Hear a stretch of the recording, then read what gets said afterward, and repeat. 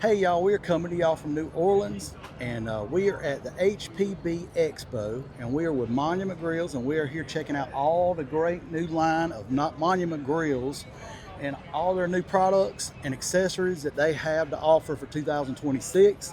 And y'all, if you're looking for a new grill this spring, go check out Monument Grills and all the great products that they have to offer. And we're about to show y'all everything that we saw all this week. Monument had all their new grills for 2026 set up, from the top of the line model all the way down to their entry level model. They had their new accessories that you can add to your current grill, like this insert with the flat top cooker, which I'm very excited about to try on our own grill. They had several prototype grills. That one where you could interchange the sides of it. You could take like the sear zone off and interchange it with like a cooler to put your canned drinks and hold sodas or whatever you want to on the side. You could put a cutting board in it. You could. You could Um, have chopped vegetables in there. Keep yeah, them cool. I thought that was a very cool feature. They had some different unique colors for 2026. An olive green model, which it caught my eye. It's one of my favorite colors. Um, it went from their most expensive model all the way down to their cheapest, as you can see here. Every model to fit your budget and your need, Monument offers it. Um, they even a tailgate version, a little smaller one that you could take to ball games or whatever and camping. They have a new series in that line. There it is, right there. A little Um, portable. some cool new accessories.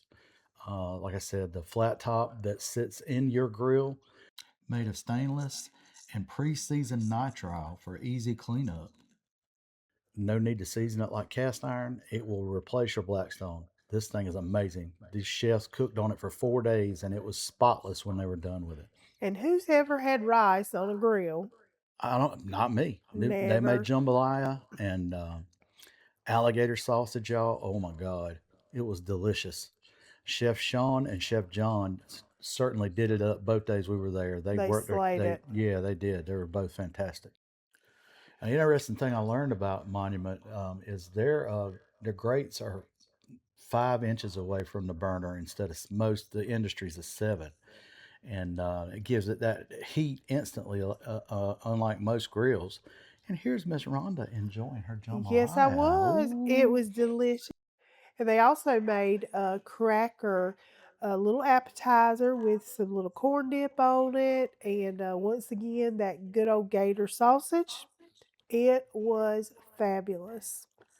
And here we have Mr. Ed Riley to tell us about Monument's next exciting little feature for 2026. It is a insert that you can turn your gas grill into a charcoal grill. Hey guys, I'm Ed Riley with Monument Grills. How are you doing today? I wanted to show you guys a little bit about how to get the taste of charcoal with the speed of gas. Monument Grills has come out with our charcoal rails. It's a simple device like this, and I'll show you how this thing works. I can't wait to show you this. So this one's already been used. We've been having that going on. So what I'm going to do, because it's a little hot, that's why I got the glove on. I'm just going to line some charcoal up in this, right? This is just all natural charcoal is my favorite. I like to use things that don't have any binders, or if they do, it's all natural binders. I'll use 100% hardwood briquettes. These are just a mix. My personal favorite, I like either a pecan or a mesquite charcoal, because that has a subtle flavor that I like, a little sharper taste. And then, as we get done, I'll show you, we'll flavor it with wood chips. I know there's a lot of wood chip boxes and smokers out there, but the cool thing about this is it's open source, so I'll be able to continuously add wood chips onto it. Let's get these even on here like this a little bit. And I can't wait to show you how fast this works. I try to get them right there on to where the flames will be kissing them, so all these charcoals will get lit evenly. Let's take this to the grill. So at this point, I've removed one of my flavorizer bars, and I'm gonna put this right over a burner, right? So the burner is off right now. I'm gonna turn that burner on. Make sure so the flame is now lit. It's hard to see with all the stainless steel light. I'm gonna close this down. I'm gonna give this about a minute. My charcoal is gonna be lit. So while that is getting lit, and you can always see the smoke coming out, it's not even been a minute, I'm gonna start soaking some chips. Since this is an open source, a top fed, I don't have to worry about an enclosed smoke box. I can control the fire with a little bit of spritz water and a little bit of controlling the heat coming out from the top. There's always a big debate between chips and chunks. When I'm at home, I'll put large chunks on there, but that's for a longer cook. We're just doing fast cooks. We're doing sausages and chicken today. So as that's getting lit, I still have this on high. I'm gonna hold off putting these on right now because they're still a little, yeah, they're getting soaked. The wood chips soak really quick, so I'll be able to put those right on, and you'll be able to get that smell right on there. I only have one type of wood chip today, but when I'm at home, I'll mix my wood chips up. I'll start with a heavier hardwood, like a hickory or an oak, but then I'll finish with an apple, a cherry. That way I get that layer of smoke flavor on the outside. Especially tack up some sauce or some of my finishing sauces on the end, then add that cherry or the apple on the end so that smoke catches the more sugary things I put on toward the end of the cook. Let's go ahead and put some on now. So you can see I can just drop it right in from the top, right? You might get a little bit of flame because I still have the burner tube on because I'm waiting for that to be caught all the way. But you can see that, and I wish we had smell-o-vision because you can almost smell that hickory smoke coming out now. Immediately. So I'll give that a minute. Let's shut this down. It's pure flavor. Sure. Hey guys, we're back. It's been about 2 minutes. Let's see how our charcoal's doing. All right, I got a little bit of smoke coming off of that. I'll turn this off so now we have no more flame up underneath. We've got that smoldering coming off the charcoal briquettes a little bit, but a lot's coming off those chips. I'm gonna throw some more chips on there. I've been soaking these. Again, they haven't soaked long, but the idea is I want those chips to sit on top of that ashed over charcoal, right? Charcoal has, the heat is not on the ash part, that's the medium, because you need something between your fire and your food.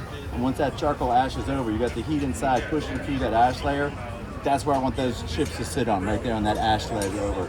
Some of these are ashing over, some of them aren't. But at this point, I think those wood chips are gonna sit right down now on there. And you're already seeing that beautiful charcoal smoke coming out. Speed of gas, taste of charcoal. It's a holy grail of barbecue. Now, what kind of sauce are we working with? This is alligator sausage made here in Crescent City Meats Nice. in New Orleans, Louisiana. I'm gonna cut this up really, really good, nice and fine, little half moons, just so we can get that ready for the pizza that Chef John's in over there prepping up for us.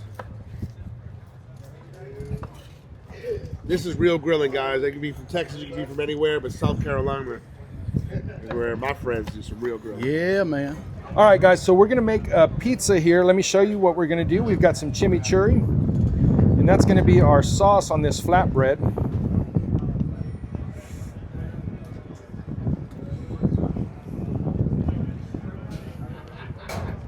I'm just gonna get in there with my hands. Yeah. Sometimes that works best. Sure thing. Chef's favorite tools. Yes.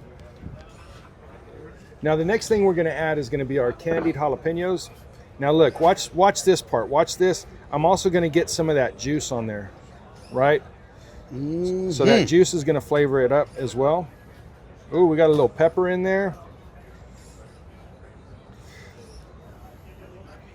Fantastic.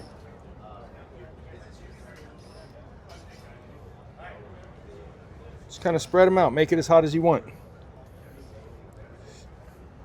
You got people that don't like it really hot, just use the juice. Just use the juice. The juice is going to add a lot of flavor. That brine is going to give you a good flavor there. So now that we've got our chimichurri, we've got our candied jalapenos, we're going to add some of this alligator sausage, and that's already been grilled.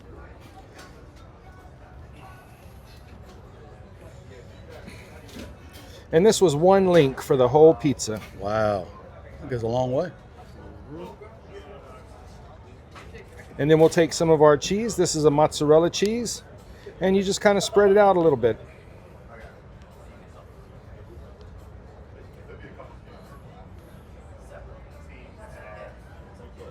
Just kind of tear it into strips.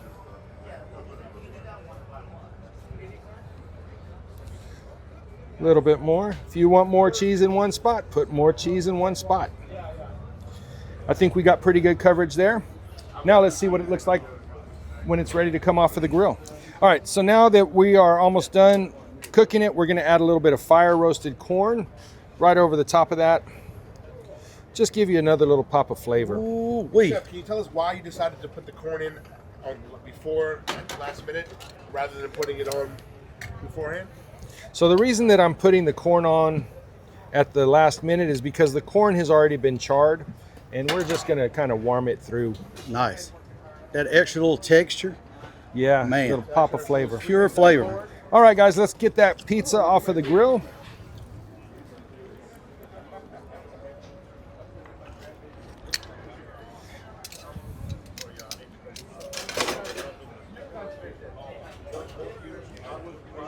And let's get some of these green onions on there.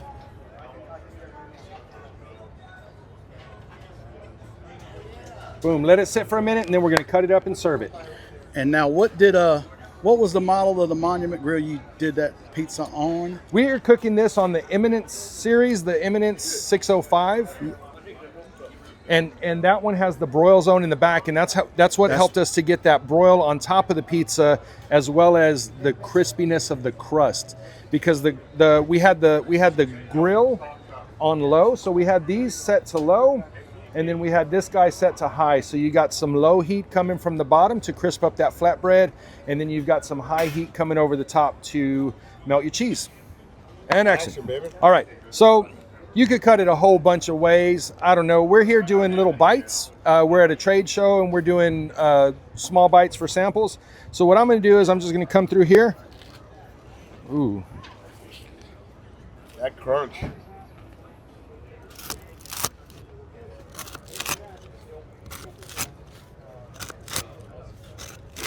Goodies over here, huh?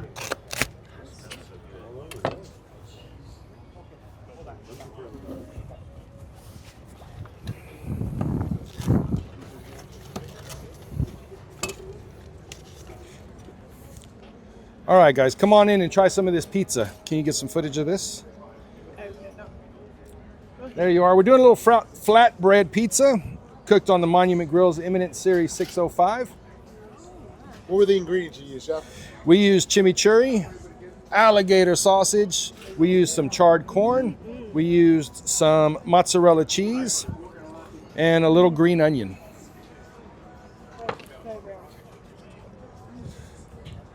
Cheers. Good. Y'all, that pizza was fire. Go check out Monument Grills. Fantastic company with fantastic grills. Y'all get to grilling.